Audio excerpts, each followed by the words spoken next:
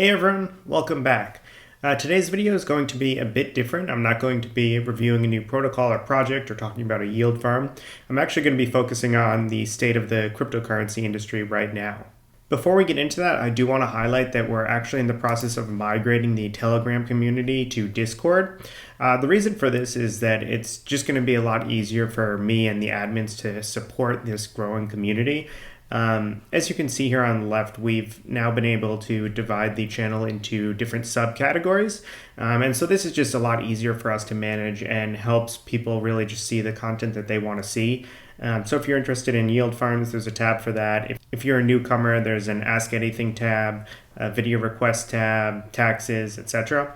We also support alternative chains. So definitely check that out. The migration's going well and everyone's quite active there. The link to that is below. I should mention that the Telegram will be slowly deprecated, but I am supporting it for now. Right now it's May 19th in the evening, and you can see here that, frankly, it's just not been great. If you look at the 7-day performance of Bitcoin, Ethereum, and pretty much every token, they're all pretty significantly down, between 20 and 50%. So what's really interesting about this, and I think this happens more than we like to give it credit to, is we don't really know what sparked this decline.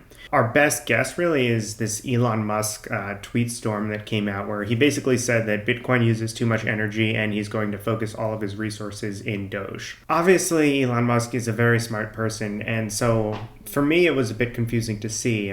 Frankly, it's pretty clear that Doge will not be the settlement layer for the future of finance. And that Doge really is just a pump and dump. That's just what it is. It doesn't really add any value.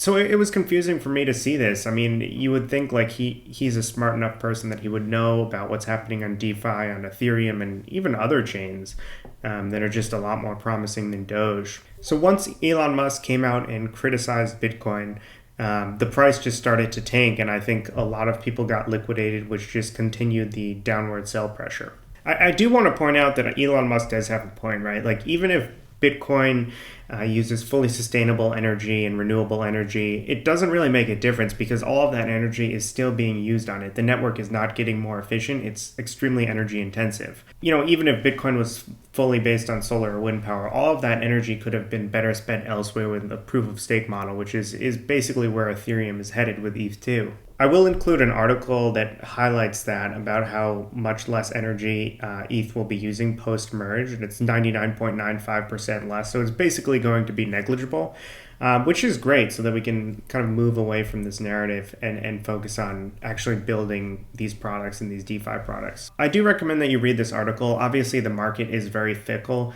but if the whole reason that Bitcoin is tanking is because of this energy problem, well, Ethereum is just not going to have that shortly, which is encouraging. Who knows if the market will respond with positive price pressure for ETH, but it's just nice to know that won't be an argument against Ethereum going forward.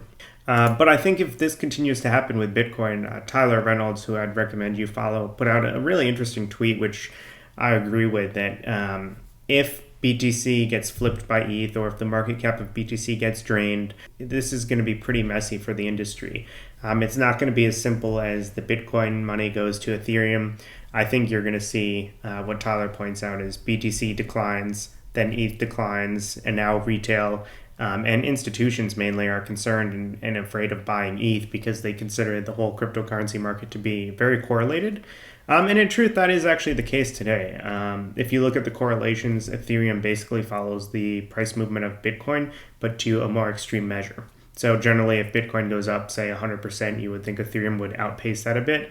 And if Bitcoin declines, say 20%, you would think Ethereum would decline a little bit more than that.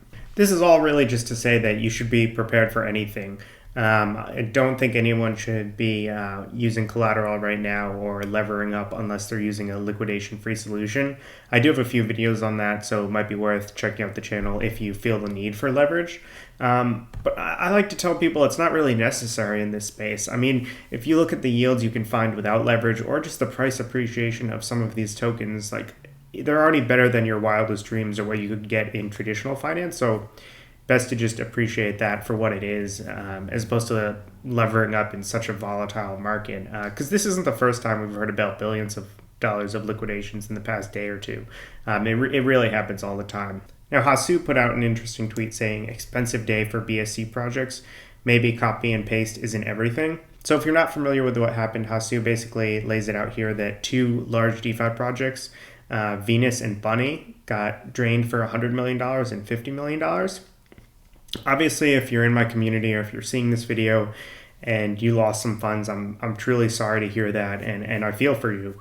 But I will say, as like in some ways Ethereum maximalist, it just feels nice to know that like all of that work we're putting on Ethereum and making sure that we're not chasing the highest yields or different pump and dumps or newer riskier projects actually pays out. Because for the past year, like, it is true, you can go to like the most blatant scam on BSC and make money.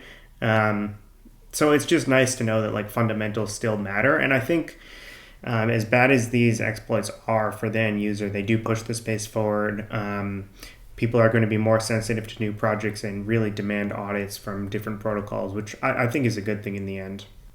Now, lastly, I want to just talk about the top 100 DeFi coins by market cap. You can see the total value there has gone down from about 140 billion to, it looks like, 90 or so. Yeah, 94 billion. So obviously not great to see, but here's really the advice I would give you, although it's not financial advice. I would basically say, like, look at this list and really ask yourself which of these protocols will be here in 3 years, right? Like, look at Uniswap. It's trading at $22 now. They handle maybe $50 billion of volume a week, I think it is at this point. I mean, we know that Uniswap will be a part of DeFi in 3 years. We don't know how big it will be or how small it will be, but we know it will be there. And to me, that just makes it a safer bet. The same is with Chainlink. Like, we know it's the best Oracle solution right now and that it will be there. We know Aave's onboarding institutions right now, and it will be there.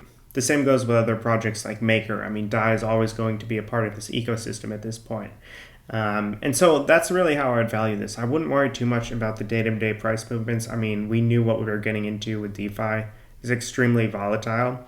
I would just try to look at this as an opportunity to just reassess your portfolio, take a step back, don't rush into a transaction, and then see if there's any tokens that you really wanted to purchase but just couldn't justify the price. So like Compound is down 45 or 40%. Obviously, you'd want to do more than just a surface analysis of the price there. But I mean, this is an opportunity here if you're very long-term bullish on DeFi and can lock up your funds for multiple years. Because that's really the only way to like win on a consistent basis. It's impossible to say tomorrow Uniswap's price is going to double or it's going to go in half. No one knows, and no one can plan that, no matter what they tell you or what charts they draw. So I think this just really enforces the idea of having a long-term perspective with DeFi. Again, that's not to say I don't feel for you. We all obviously saw our portfolios decline pretty substantially in the past few days. But I mean, again, that is the industry. Like, it's volatile, which helps us when the price is going up, and it hurts us when it's going down. And that's what we're on board for as early adopters in this industry. To kind of raise the mood here, I do want to just talk about Squish's triple halving 89 or 79 or so page long document that he put out. Basically, this document makes the case for a price target of $150,000 for ETH within the next year, I believe, or so. Obviously, that's a very wild market cap and price target, but he basically justifies it by saying that Ethereum is going to have the equivalent of 3 Bitcoin halving events. So that would mean that sell pressure is declining by 90%. Now, obviously, I can't say if Ethereum's going to hit $50,000, $10,000, $20,000. No one knows. But I will say, like, even if Squish is quite wrong here, and I encourage you all to read the document and really make a decision for yourself, but even if he's way off, right, there's still a really huge amount of upside just because the supply of ETH is going to start to contract when 1559, EIP 1559, that is, starts burning Ethereum. And also with the merge, just less ETH is going to get issued on the market. So I think he's onto something. I can't say what the price of ETH will be, but I'm still very long-term bullish. I'm in the position where I never really want to sell my Ethereum and don't envision myself to. And that's what I'd recommend for all of you. I mean, really just have a long-term mindset. If you're looking at the price every day, you're going to have really high highs and really low lows.